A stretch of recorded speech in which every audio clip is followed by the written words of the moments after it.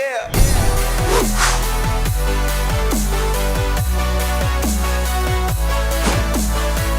Welcome back to the Gridiron Expert, recapping our Big Ten Conference predictions for this upcoming 2020 college football season.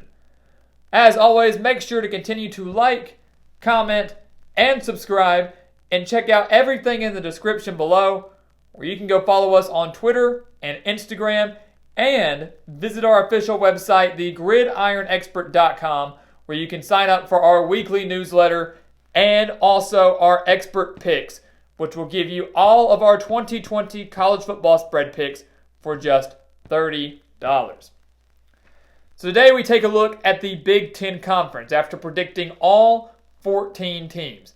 And when you look at the conference as a whole, you know the Eastern Division and the Western Division each has their favorites. Each has their team or handful of teams that people think can go win that division and meet in the Big Ten championship game. But both sides are going to be very, very competitive. So even the favorites are going to have some challenges this year. And we look over in the East first, where we have Ohio State finishing the year at 12-0, so a perfect 9-0 in Big Ten Conference play. And as we mentioned in our Ohio State prediction video, if the Buckeyes are going to lose a game, it's going to come on the road at Oregon or on the road at Penn State. If they lose to Oregon, it does not affect them in the Big Ten Conference standings. It's a non-conference game. The Penn State game is the biggest. And I was just back and forth on trying to pick Ohio State or Penn State. I couldn't figure out which one I wanted to go with. In the end, I leaned more towards Ohio State because I think by that point in the season, their defense will have a small step up. It's a lot of concern defensively, but I think they'll improve as the year goes on. And I just don't know if Penn State's secondary will be able to stop that passing attack led by Justin Fields. It was very, very tough. But we think Ohio State finishes the year 12-0. Which brings us down to who finishes second, which is Michigan at 9-3. 7-2 in conference. As you can see, they're tied here with Penn State, but we have the Nittany Lions losing on the road to Michigan. So the Wolverines would own that head-to-head tiebreaker. Michigan's only loss outside of the conference coming in the season opener to Washington. So Michigan coming in at 9-3 here, Penn State at 10-2. And once again, that comes to show all Penn State has to do is win one of those two games. If they beat Michigan or they beat Ohio State, they jump up to second in the conference and very well could win the conference if that win, in fact, is over the Buckeyes. An 11-1 Penn State, whether they make the Big Ten championship or not, can still be fighting for a spot in the college football playoff. 2 losses for the Nittany Lions. If they can avoid one of those, it changes everything. Then you get down to about the middle half of the East. You got Indiana coming in at 8-4, the last bowl-eligible team from the Eastern Division. 8-4, 5-4 in conference. This is a good Indiana team, guys. Tom Allen has done a fantastic job building up his Hoosier squad. 17 returning starters. That offense averaged over 30 points per game last year, and I don't expect that to change. And their defense only allowed a little over 24 points per game. I think those numbers decline as well. They get better in 2020. They won 8 games for the first time in 26 years last year. They have a very good chance to win 9 games this year. Maybe they pull off an upset, but they could very well win their bowl game. So 8-4 for the Hoosiers would be a fantastic year for Tom Allen yet again. And we think that happens here.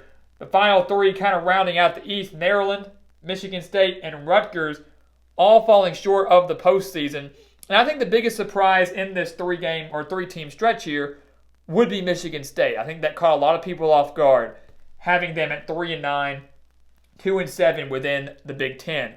And the reason we have them so low is because, first off, the schedule alone is very, very difficult. And you pair that with the fact they didn't get to hire Mel Tucker until February, right around the time of National Signing Day, when Mark D'Antonio resigned unexpectedly on February 4th. It was a terrible, terrible situation to be put in. So they're rushing to find a new head coach, get Mel Tucker. Then coronavirus hits, so they don't have spring practices.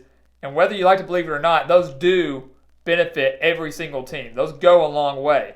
And they were unable to participate in those. They have questions at the quarterback position. They have some questions defensively as well.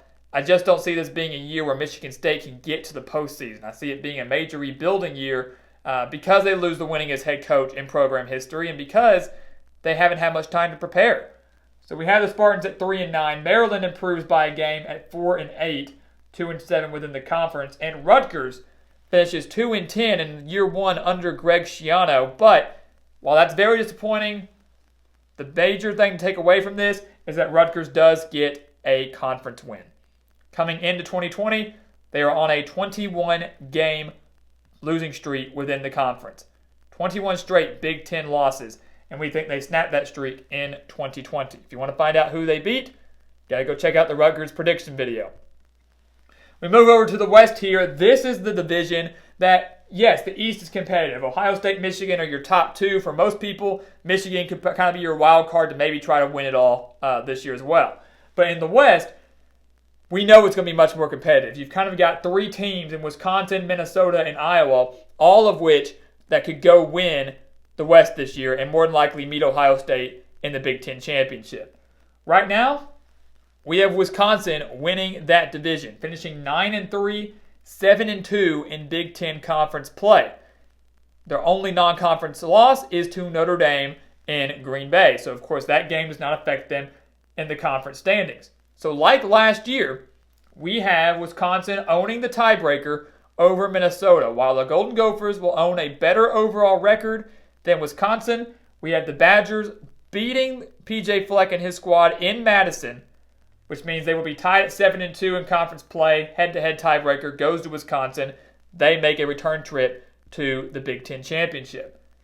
Minnesota and P.J. Fleck fall just short yet again, 10-2, 7-2 within the conference. But the talent is there, guys, to win the West. Go look at Minnesota's schedule. Wisconsin on the road is a very difficult game, but they get to host Iowa. We have a few trap games in there. Some people think the Illinois game could be a trap game. Nebraska maybe could be a trap game. They get to host Michigan, though, out of the East. They avoid Ohio State. They avoid Penn State. So the schedule lines up where Minnesota could maybe break through and finally win the West. But it more than likely will be decided when they face off against Wisconsin. That game is in Madison. We like the Badgers in that one. So there's your number one, number two. Iowa comes in at number 3 in the West, 8-4, 5-4 within the conference. Their schedule a little bit more difficult. The Hawkeyes also dealing with a brand new quarterback in Spencer Petras. The key to their season will be him. How well does he step into that role? How well does the quarterback play? Because they've got good wide receivers. They've got a good running game. The offensive line and defense are going to be solid yet again. All comes down to the play of Spencer Petras. And as we mentioned in our Iowa video, people are usually outraged when we have the Hawkeyes going 8-4 or something like that. Guys, Iowa has won 8 games in the regular season or less. So 8 wins or less in the regular season 8 times in the past 10 years.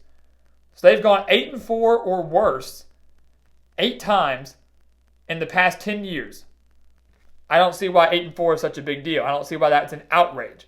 I think 8-4 is very respectable, and they have a chance to win 9 games if they can win their bowl game. Kirk Ferentz continues to do a good job there, but Iowa still just hasn't been able to get over to the hump where they are winning the West and maybe contending for a college football playoff. Haven't been able to do that since 2015. Nebraska comes in 7-5, 4-5, so the Cornhuskers finally break through and get to a bowl game under Scott Frost. So 4-5, losing record in Big Ten Conference play, but who cares? They're going to their first bowl game since 2016, and Scott Frost can breathe a sigh of relief because after a 4-8 year, then a 5-7 year, he now sees a 2-game increase in the win column, and Nebraska might be slowly heading in the right direction. We think they have the talent to get there this year, despite the loss of J.D. Spielman. But I think Adrian Martinez has a great bounce-back year after a disappointing sophomore season, and Scott Frost kind of slowly gets his name off that hot seat.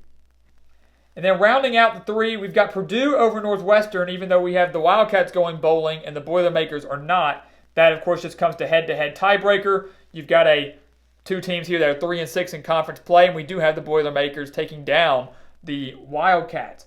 But Northwestern, we believe, will go bowling because of the transfer of Peyton Ramsey, because of how strong their defense is going to be, mostly led by seniors. Last year's 3-9 season, I believe, was just a fluke. Northwestern won the West back in 2018, and I think they can get back to the point of not contending for the West crown with these 3 guys above them, but getting back to the postseason consistently. And then we have Illinois at the bottom, 4-8, 1-8 in conference. That's disappointing for many because they finally broke through and made a bowl game for the first time under Lovie Smith and the first time since 2014. But look at Illinois' schedule. Outside of the non-conference, it's very, very difficult. The way the schedule lines up for them is not in their favor. Yes, they returned plenty of firepower offensively, but this was an Illinois team that finished the year on a 3-game losing streak and probably should have finished 4-8 last year anyways. So Lovie Smith is going to once again have to work some of his magic to get Illinois back to the postseason, and right now, we just don't see that happening. We think they take a step back from that great year they had in 2019. So that's your Eastern standings. That's your Western standings, which means Ohio State and Wisconsin, we have meeting in the Big Ten Championship for the second year in a row. If you remember last year, Wisconsin jumped out to an early lead over the Buckeyes. Caught a couple people off guard thinking maybe this can shake up the playoff race. And Ryan Day was like, oh, I'm sorry, we were dozing off. Second half, we got it. And they came back and defeated the Badgers by 14, I believe it was. So I think that happens again in 2020. You look at Wisconsin, how strong their defense is. Maybe it's closer than 14 points, but I don't know many defenses that are going to be able to shut down Ohio State's offense. You know, I know they lost some key pieces, KJ Hill and J.K. Dobbins, but then they replaced Dobbins with Trey Sermon from Oklahoma and Master Teague, who when he's healthy will play extremely well. You still got Justin Fields. You've got Chris Olave. You've got a rising star in Garrett Wilson. The offense is going to be just fine. And Wisconsin doesn't have the offensive capacity to score at will like maybe some other teams within the Big Ten and on the national stage as well. So in the Big Ten Championship, we do have the Ohio State Buckeyes winning it yet again, which means they would be 13-0 and guaranteed a spot in the college football playoff. That would be the second year in a row they do that. 2 straight playoff appearances in 2 years for head coach Ryan Day. So there you have it, ladies and gentlemen. Our Big Ten conference standings, our Big Ten predictions recap. If you want game-by-game analysis for every single one of these teams, just go check out our Big Ten conference playlist, and you will find every team and every game-by-game prediction for them for this upcoming 2020 season. It's going to be a fantastic year across the board, and the Big Ten, as one of the best conferences in the nation, is sure to provide plenty of fireworks. So guys, thank you so much for watching us here at the Gridiron Expert on YouTube. Make sure to continue to like, comment, and subscribe. Check out everything down in the description below as we mentioned earlier. And once again, as always, thank you so much for watching, and we'll see you next time right here on the Gridiron Expert.